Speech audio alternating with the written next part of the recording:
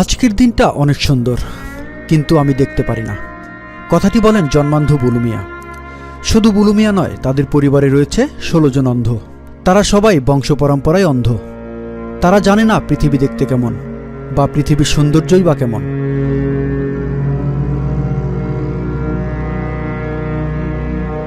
বলছি বগুড়ার শিবগঞ্জ উপজেলার সোবাহান গ্রামের জন্মান্ধ পরিবারের কথা। একজন বা দুজন নয়, একটি পরিবারের সবাই অন্ধ। জন্মান্ধ মৃত জব্বার জানতেন না একদিন তার সন্তান নাতি নাতনিরাও তার মতো অন্ধ হয়ে পৃথিবীতে জন্মাবে। এটা আমাদের বংশগতে, আমার দাদারাও ছিল এরকম, আমার বাবাও ছিল এরকম। সে আমরাও বর্তমান জন্মগত থেকে এরকম আমাদের পরিবেশ অবস্থা প্রতিদৃষ্টি সবাই আমরা।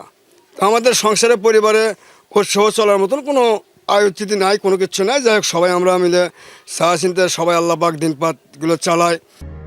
জীবিকার তাগিদে তাদের করতে হয় ভিক্ষাবৃত্তি। প্রতিবেশীদের সহযোগিতায় ঝুপড়ি ঘরে বসবাস করছে তারা। ভোরে খাবারের জন্য ছুটে যান মানুষের দ্বারে দ্বারে। ভিক্ষা করে যা পায় তাতেই চলে তাদের জীবন। অন্ধ হয়েও জন্মালেও তাদের জীবনের প্রতি কোনো অভিযোগ নেই বিধাতার প্রতি।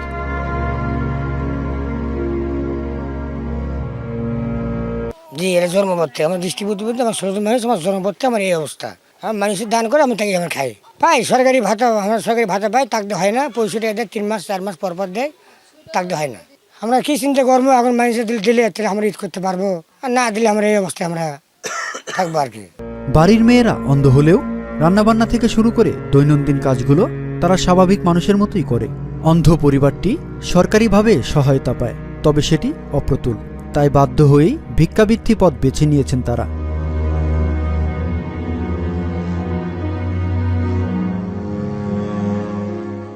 তা আমরা সবার দ্বারা দ্বারা চা চিনতে খাই।